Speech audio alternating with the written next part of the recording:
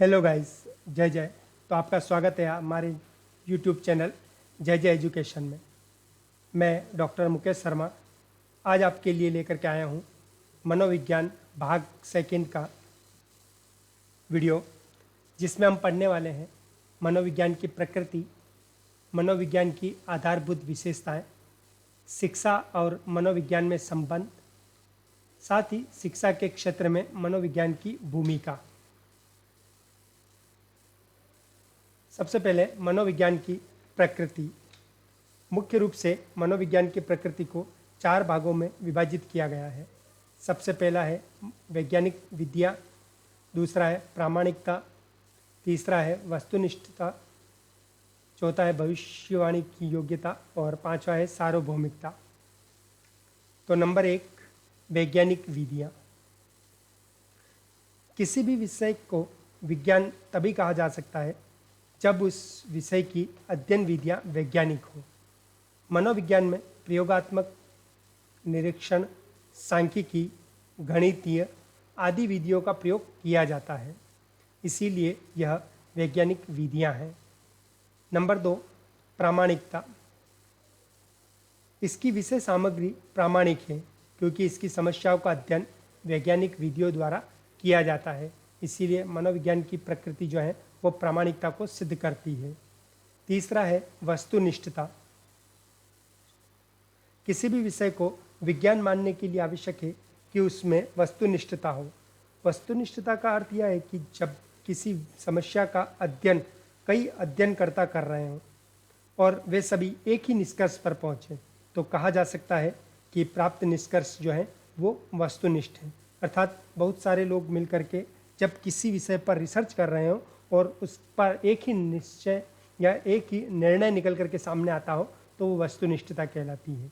अगला मनोविज्ञान की प्रकृति का चौथा जो चरण है वो है भविष्यवाणी की योग्यता। भविष्यवाणी की योग्यता का अर्थ यह है कि किसी भी व्यक्ति के व्यवहार का अध्ययन करने के आधार पर यह बताना कि भविष्य में उसका व्यवहार कैसा होगा, अच्छा अथवा बुरा। मनोविज्ञान की समस्याओं का अध्ययन वैज्ञानिक विधियों के द्वारा वैज्ञानिक ढंग से किए जाने के कारण अध्ययनों की भविष्यवाणी भी निश्चित रूप से की जा सकती है। और अंतिम पांचवा जो इसकी प्रकृति है वो है सार्वभौमिकता।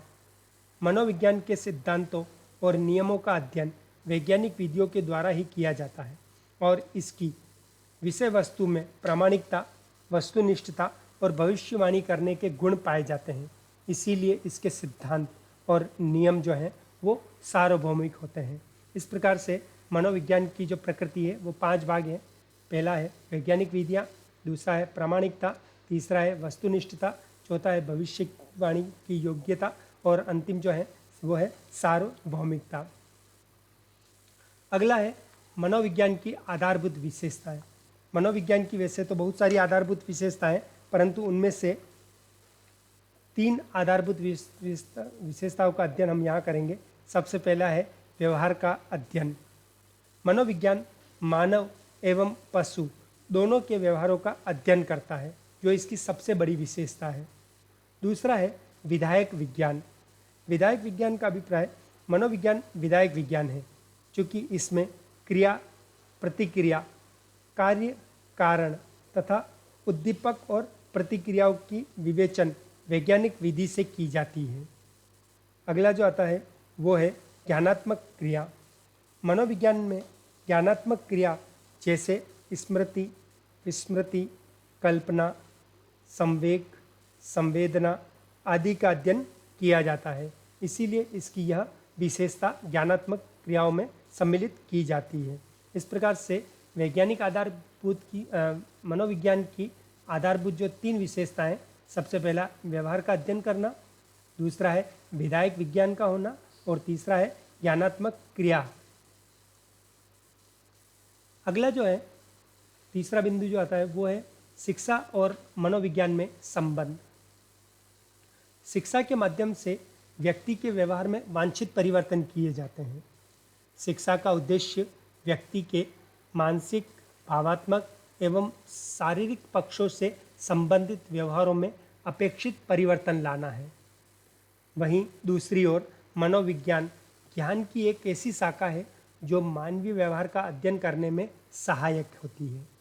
इसीलिए शिक्षा एवं मनोविज्ञान के उपरोक्त उद्देश्यों से ही हम इन दोनों के पारस्परिक संबंधों को स्पष्ट कर सकते हैं, या यह स्पष्ट हो जाता है कि दोनों एक दूसरे के बिना अधूरे हैं। शिक्षा जहाँ मनुष्य के शारीरिक, मानसिक, भावात्मक व्यवहारों में परिवर्तन लाने का काम करती है, वहीं मनोविज्ञान जो है वो मानवीय व्यवहारों के अध्ययन करने में सहायता पहुंचाती है। अगला जो आता है वो है शिक्षा के क्षेत्र में मनोविज्ञान की भूमिका। अगर हम शिक्षा के क्षेत्र में मनोविज्ञान की भूमिका की बात करें तो इसमें 6 मुख्य बिंदु चुने हैं मैंने। नंबर 1 पहला है बाल केंद्रित शिक्षा। नंबर 2 व्यक्तिगत विभिन्नताओं का महत्व। नंबर 3 अनुशासन की समस्याओं का हल। नंबर 4 शैक्षिक उद्देश्यों की प्राप्ति में सहायक। नंबर 5 अधिगम व अभिप्रेरणा की विधियों का प्रयोग। और छठा जो है वो है अन्य। तो शुरू करते हैं हम सबसे पहले बाल केंद्रित शिक्षा। आधुनिक मनोविज्ञान की मान्यताओं, प्रयोगों एवं सिद्धांतों के आधार पर शिक्षा का केंद्र बिंदु बालक को घोषित कर दिया गया है। शिक्षा की समस्त प्रक्रियाओं को बाल केंद्रित बनाने पर बल दिया जाने लगा है। इसीलिए शिक्षा के क्षेत्र में मनोविज्ञान की अहम भूमिका और बढ़ जाती है, क्योंकि इसका मुख्य केंद्र बिंदु जो है वो बालक होता है। नंबर 2 व्यक्तिगत विभिन्नताओं का महत्व। मनोवैज्ञानिक खोजों के आधार पर यह स्पष्ट किया जा चुका है कि प्रत्येक प्राणी में नीति, योग्यताएं, क्षमताएं, रुचियां आदि एक दूसरे से भिन्न हैं। अतः प्रत्येक बालक की शिक्षा उसमें निहित शक्तियों अथवा भावी संभावनाओं के अनुरूप ही होनी चाहिए। इसीलिए उसकी शैक्षणिक योग्यता भी इसी तरह की दी जाए ताकि उसमें जो विभिन्नताएं हैं, उसमें जो क्षमता है वो निकल करके आगे आ सके। अगला तीसरा जो है वो है अनुशासन की समस्याओं का हल। हम देखते हैं कि वर्तमान समय में शिक्षा के क्षेत्र में अनुशासनहीनताएं बढ़ती चली जा रही है। इसके लिए मनोवैज्ञानिकों ने शारीरिक दंड अथवा छात्रों के मन में भय उत्पन्न करने की युक्ति के स्थान पर प्रेम, प्रशंसा, प्रेरणा आदि के द्वारा अनुशासन की समस्याओं का हल खोजने का प्रयास किया है। अगला मनोविज्ञान की शिक्षा के क्षेत्र में जो भूमिका है वो है शैक्षिक उद्देश्यों की प्राप्ति में सहायक। शिक्षा एक उद्देश्य केंद्रित प्रक्रिया है। विभिन्न स्तरों पर शिक्षा के उद्देश्यों की प्राप्ति के संदर्भ में जो कुछ भी निर्धारित किया जाता है उसका आधार मनोवैज्ञानिक खोजों पर आधारित शिक्षण सूत्र, शिक्षण सिद्धांत, शिक्षण प्रतिमान आदि होते हैं। इसके द्वारा अध्यापक जो है वो शैक्षिक उद्देश्यों की प्राप्ति कर सकता है, साथ ही विद्यार्थियों को भविष्य निर्माण के लिए भी प्रेरित करता है। अगला जो आता है वो है अधिगम व अभिप्रेरणा की विधियों का प्रयोग। इस प्रकार शिक्षा एवं मनोविज्ञान के उपरोक्त संबंधों के आधार पर हम कह सकते हैं कि शिक्षा के सभी क्षेत्रों में मनोविज्ञान के विभिन्न तत्वों का प्रयोग किया जाता है। इसी संदर्भ में B.N. झा का कहना है, शिक्षा की प्रक्रिया पूर्ण रूप से मनोविज्ञान की कृपा पर ही आश्रित है, जबकि स्किनर ने कहा है कि मनोविज्ञान शिक्षा का मूलभूत विज्ञान है। जो छठा जो शिक्षा के क्षेत्र में जो भूमिका आती है वो है अन्य। इसके अंतर्गत हम पाठ्यक्रम में सुधार ले सकते हैं, क्योंकि पाठ्यक्रम में सुधार बहुत जरूरी है। वर्तमान समय आर्थिक युग है, अतः पाठ्यक्रम भी वैसा ही होना चाहिए। बाल केंद्रित तो हो ही, साथ ही रोजगार परक भी पाठ्यक्रम होना चाहिए।